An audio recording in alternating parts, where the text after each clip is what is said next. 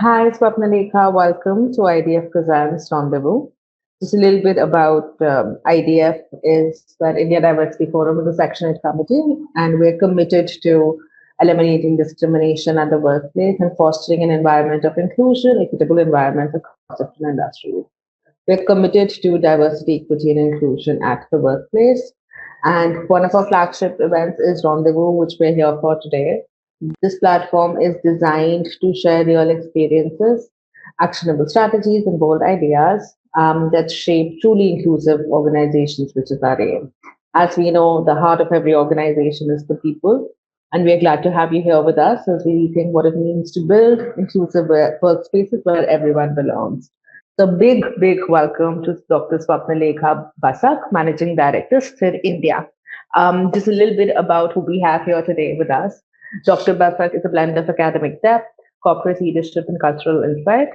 With a background in engineering, an MBA, and a PhD in workplace well-being, she has led HR across industries, including as country head HR at SAS India. She's the managing director of Sthir, a consulting collective focused on mental health, diversity, equity, inclusion, belonging, leadership, and both these three, a powerful initiative for women's growth and healing. As an academic, she has authored a textbook for university students, bringing together clarity to complex themes, with both rigor and empathy.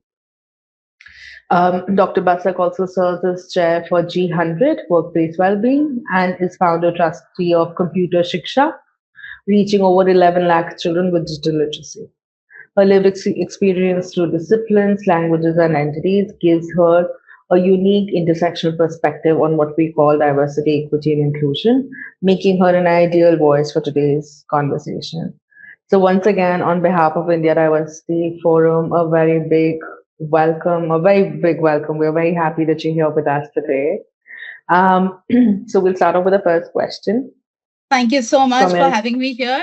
And thank you so much for what you're doing because I can't tell you how important it is, the agenda that all of you have taken on yourself. So thank you so much. On behalf of everybody whom you impact, a round big thank you to all of you. Yes. From your experience as a we'll start with the first question. From your experience as a CHRO and social entrepreneur, what key levels have helped drive inclusion, especially for women and neurodivergent talent in leadership pipelines? So when I answer that question, as I always, I think the personal experience that we have actually drives many of the beliefs that we carry to the workplace also. So given that I'm an electrical engineer and way back in 1993, I was one out of a handful, very few girls in the class, in the hostel, in organizations that I worked in. So I experienced exclusion firsthand. When I experienced exclusion firsthand, I knew that I had to do something about it. And therefore, I responded to it with my own behaviors. And when I went into leadership roles, driving inclusion. So I think that lived experiences of people help them drive initiatives. And that's why representation is a very, very important part of driving inclusion in an organization. Now, inclusion begins with representation, but unfortunately, it seems to be kind of almost ending with representation. What actually makes things succeed is if you follow it up with a few other things. So the first being there has to be mentorship. I admit that where I am today is the result of such wonderful mentoring that I have had from my managers, bosses, and leaders in the industry. Otherwise, the Swapnalekha that you see could have well become an activist, the kind of a person I was. But since I had very mature mentorship, it went on to make me actually a change maker. So when I look back today, the trajectory would have been very different if I did not have mentors. The second is after mentors, what? Because you're not always there everywhere. So you need advocacy. People have to be there somewhere who can, when you can't show up, somebody else shows up and actually puts forth that you could do things. Now, when it comes to mentorship and advocacy, both are for the person who's from the marginalized community. It could be a woman, it could be a neurodivergent person. But an organization is an ecosystem. So therefore, allyship of everybody else within the organization also becomes very, very important. Now, how do we do that? It's a very complex question, but it has very simple answers. All it needs is that inclusion needs to be driven into the fabric of everything that the organization does. And when you do that, at the end of it comes then that somebody actually actively advocates for change. So you need mentorship, you need sponsorship, you need allyship, and then you need advocacy. And until and unless this follows this line of, what should I say, events, change cannot happen and we'll be stuck at actually fighting for representation. So I think that what really moves the needle within organizations is to begin with representation, but follow it up with mentorship, sponsorship, allyship, and then advocacy. And that's what actually brings in the change. It will happen for both women as well as for neurodivergent communities. We know that in the case of women, there has been an increase in seeing women at leadership roles, making an impact with an organization. The needle has moved significantly from the time when I joined the workforce. But for neurodivergent people, it's still to start. There are only, I think, about 8 to 10% of leadership, those are people who are neurodivergent. So we have a long way to go. But I think the mantra to follow this, which I regularly propagate, is just this only. I hope I answered that question. Absolutely. And you got a really important points around allyship, mentorship, sponsorship, followed by advocacy. I do think our audience has a lot to take away from that. In your view, what is the elephant in the room that often gets overlooked when organizations and companies talk about diversity, equity, inclusion, and belonging? And I know that's a very broad one, but Yeah, I if you know. could have, So so let me just put it in two buckets, which I look at. The number one, I think, see, when the Trump administration came against a DEI, you remember there was this entire movement of MEI which started: merit, excellence, and intelligence. Just look at the construct of the phrase: merit, excellence, intelligence, which means if you are driving diversity, equity, inclusion, it is at the cost of merit, at the cost of excellence, and at the cost of intelligence. It just brings out the attitude that majority of people have for DEI. So I think this entire merit versus DEI debate has to surface up. Nobody is calling it out. Nobody is talking about it. But secretly, I would say 80% people carry that grudge in their heart where they think that DEI is at the cost of merit. So I think that the workplace needs to stoke a conversation about privilege and how it impacts how we look at merit. And one of the ways to do it is actually by making people experience how they feel themselves when somebody who's more privileged than them actually takes the price of a certain job or a promotion away from them.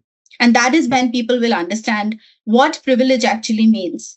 When we talk about privilege in terms of people, especially the corporate workplace, Disha, especially the corporate workplace, we think about underprivileged, those people who are very poor, uneducated, and so on and so forth.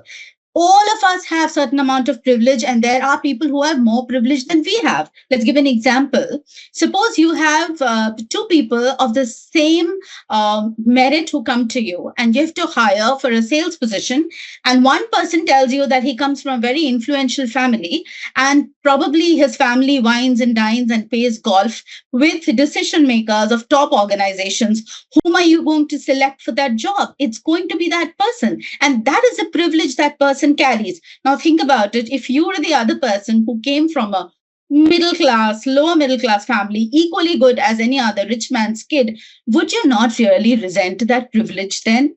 You would, right? So how is it that that privilege is resentful for you, but the privilege you carry, you're not resentful about? And I do not want to blame people. I have been on a journey where I have educated myself because I was as ignorant as anybody is. I've educated myself to understand the privileges that I live with, the social equity that I carry because of who I was born as. And that's pure luck. And until and unless I develop appreciation for myself, how am I going to understand the lack of privilege in someone else? So I think that that's one conversation which is like the elephant in the room. Nobody's talking about it. All leaders are saying they're for DEI because it's the right thing to say, it's politically correct, but in their heart of hearts, they don't believe it. And if a leader doesn't believe something in the heart of hearts, how is that change ever going to happen? So and I think therefore I keep on talking at all forums, whoever I talk to, and I have equal amount of compassion for those people who don't understand privilege because I understand I was there once upon a time. And I think that human beings all want to be good human beings. It's just the courage of stoking this conversation. It's an uncomfortable conversation, but let's get uncomfortable with it because if we don't, it will just stay like the elephant in the room, never get addressed, and DEI will only be on paper. So that's one thing I think it's a big elephant in the room, and we need to have a conversation about that. The second, I think, is that see, organizations are a mirror of the society around you. So there are so many, anything which are unmentionable in the society, you can consider it equally unmentionable at the workplace. Let's talk about caste. Nobody talks about it as if it's just not there. I've heard so many people say that, I don't believe in that. That's privilege. That's privilege because you can afford to say you don't believe in it. The second is it could be gender. It could be people with disabilities. Whatever is inconvenient and unmentionable that continues at the workplace from the society. And then I guess some of us will have to pick it up from there and start those conversations because it's only when we address these elephants in the room will real change likely to happen. And I think these conversations are important to clear the air, make the place psychologically safe for everybody who agrees, disagrees, wants to have a conversation, to bring it out there so that we have real conversations and we go away with real insights because those are the ones which will stoke change in us, right? It's all about people, and change is also going to be brought about by people only. So otherwise, if you have a bunch of people who don't believe in it, you'll have policies, but you won't have culture. And we can't afford that. So those are the two that I would like to call out. No, thank you so much. Thanks for calling both of those out in very important sort of structures that exist and about the importance of, you know, those policies if they're not being practiced. So thank you for that. As an MD at Sthir, how do you bring DEIB principles to life through programs that foster psychological safety and well-being? Um, uh, you know, um, Inclusion is it's just not a value. It's a mental health imperative. All problems of mental health, if you see, don't you think these are problems of actually exclusion? The extreme of a mental health situation is a person committing suicide. Why would a person commit suicide? Because he feels that he doesn't belong. So, and that's why I told you, Disha, what wonderful work you're doing. Because if we just drive inclusion as a value in everything that we do, it's going to impact workplace well-being, it's going to impact leadership behavior, it will impact the psychological safety at work, it'll impact organizational well-being, it'll impact a host of other areas. Given that, so when at Sthir we engage with our client organizations at every level in whatever we do, we have always inclusion as an unwritten agenda for whatever we do.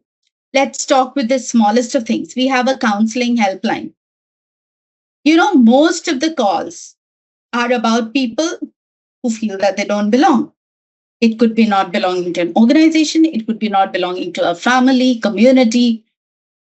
So, all our counseling is all about driving, enabling people with the right perspectives in a one to one conversation, trying to give them people who've had lived experiences of the reality that they are going through so that they are able to get an ally with them from outside of their homes and workplaces to walk the journey with them so that actually they work towards getting included. organizational problems, like I love to give examples. We've had cases where, and let me cite you one. We've had cases where there is a man and a woman, excellent performers, in a large IT organization, but they just cannot seem to get along well.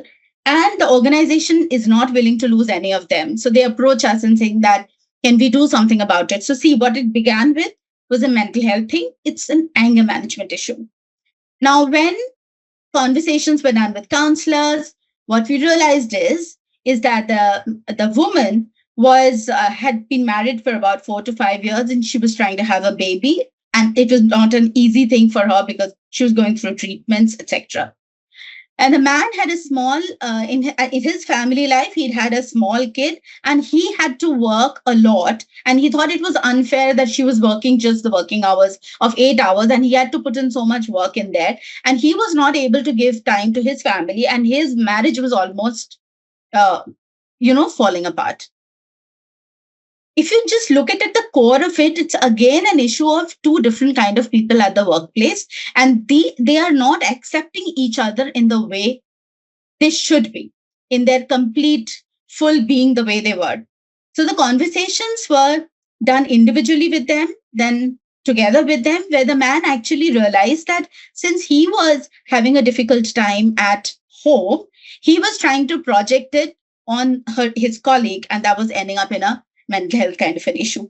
So at the end of it, it was an inclusion issue driven with a mental health lens. So that's at. So when you're talking about individuals, I spoke to you about dyads. Then we work with leadership.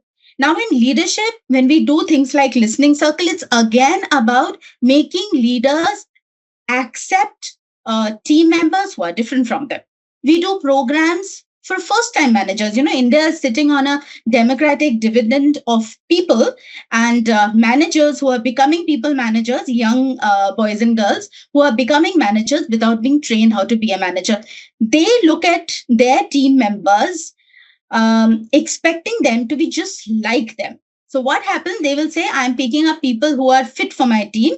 They're not looking for people who are culturally fit. They're looking for people who are similar to them. This is again exclusion driven in an organization. So when we do programs with first time managers, our core work is making them inclusive in their approach and leadership.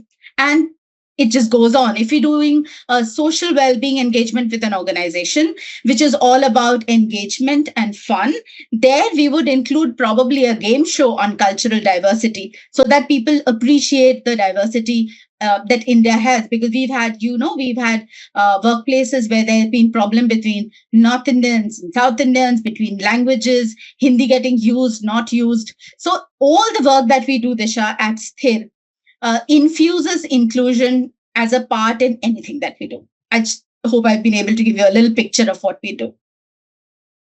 You absolutely have. And, my last question to you was, and I do know that we're short of time because you do need to log, you have another meeting at, 4 minutes from now, but Mhm. you already had answered. I really wanted to ask you how your journey started, and you already explained to me how it started with feeling excluded. But what I do want to ask now, as opposed to what I wanted to ask in the beginning, is that how do you continue to be passionate about it? When there is a lot of work happening, and, I'm not going to say that progress has not happened. Of course, Yeah. it has. However, there are still many roadblocks and challenges. So, how do you continue to be so passionate about it? And, what would be some of your last words to our audiences towards this? Um, I don't know. I think I have a very I myself and we all of us at Sthir are deeply, what should I say, immersed in Indian philosophy, Disha. All of us are, our view of life is that um, if you want the world around you to change, you have to begin with yourself, because you are a micro representation of the entire universe. So in Sanskrit, they say, Yat Pinde Tat Brahmande. So if I want the best in myself, the way to arrive it is to get the best in the world around me. So actually, if you say, I really work for myself, and as people would have me believe that I work for others, I don't. I believe my entire life is about realizing all the talents that the universe endowed on me, whatever little I want to realize it to the fullest. And I can do it only when I help the universe. And in my case, the mandate that I have taken, if only I allow workplaces and people at workplaces to realize the best in themselves. And that's what just gets me going. That is so beautiful. That is so beautiful to, just to help people realize what is the best in themselves. Such a great way to build a culture and to ensure a safe space within organizations that not only helps people grow and believe in themselves, but also then in turn helps the company and organization grows. Do you have any last words for our audience?